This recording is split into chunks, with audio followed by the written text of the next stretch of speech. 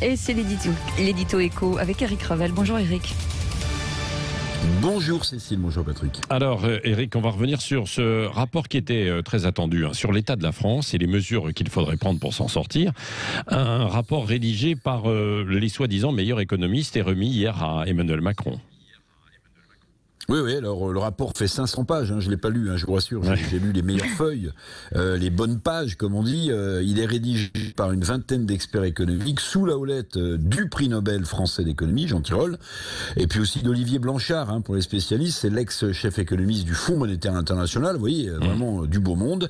Ce document se veut une sorte de boîte à outils pour la France, pour identifier ses blocages, ses besoins de réforme. Il s'intéresse aussi aux défis à long terme à relever pour l'avenir du pays. Alors quelques mesures, les mesures proposées touchent par exemple la question du vieillissement de notre population, qui est un sujet. Donc évidemment touche la question de la réforme des retraites, plutôt une réforme à point, disent ces économistes. On parle aussi dans ce rapport de la lutte contre le réchauffement climatique, bon très bien, ou la question épineuse du droit des successions en France, qui fait couler beaucoup d'encre. Les mesures proposées embrassent également l'éducation, dans laquelle il faut investir forcément, pour avoir de meilleures formations et donc des emplois, de qualité. Rien de neuf vraiment sous le soleil.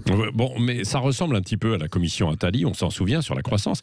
Est-ce que ce rapport peut être utile et suivi d'actions concrètes ? Évidemment, sans vexer personne, personne ne remettra en cause le sérieux et l'addition de compétences impressionnantes de ces experts et de notre prix Nobel d'économie. Ok, mais voilà, ce pavé de 500 pages, ce pavé de constats et de mesures reste quand même un travail d'universitaire, un travail académique, un magnifique jus de crâne, passez-moi l'expression, où l'on retrouve souvent pour une réforme identifiée d'ailleurs, on retrouve souvent le en même temps d'Emmanuel Macron. Il faut faire ça, mais en même temps faire ça. Bref, une boîte à outils, je vous le disais, pour le locataire actuel de l'Élysée, peut-être, ou pour son successeur.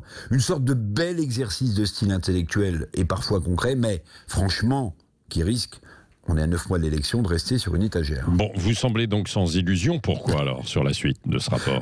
Écoutez, pourquoi ? Parce que on sait, pardonnez-moi, depuis des années, quels sont les obstacles en France et quelles réformes il nous faudra un jour accomplir. Non, ce qui manque en réalité, c'est une volonté politique forte et une acceptabilité des Français devant la réforme. Il manque deux choses donc. Alors, il y a toujours des excuses, forcément. Sarkozy avait eu la crise financière, Hollande celle du terrorisme, Macron la crise sanitaire. Alors pendant ce temps-là, évidemment, rien ne se passe vraiment. Les Français, ils continuent de se plaindre comme toujours. Le pouvoir politique, lui, il procrastine, comme on dit. Et la France, quand même, décline. On était 5e, on est maintenant 6e, 7e puissance économique. Donc, si ça vous dit, lisez quelques pages de ce rapport, il n'y a rien de bouleversement. Mais enfin, ça occupe les esprits. Oui, bon. Non, mais alors, ce qui est assez étonnant, c'est que vous l'avez entendu, on en reparlera peut-être dans le petit déjeuner de l'actualité. Ce que disait le ministre en charge du commerce extérieur et de l'attractivité, Franck Riester, il disait que la France demeurait le pays européen le plus attractif, malgré le contexte du moment. Depuis 2 ans, c'est toujours la même chose. Bon, on en reparlera tout à l'heure avec vous, Eric, dans le petit déjeuner de l'actualité. Si vous voulez poser une question à Eric Revel sur ce rapport, il a 20 minutes pour, évidemment, lire et l'éplucher les 500 pages et vous répondre il lit vite, tout à l'heure. il lit très vite.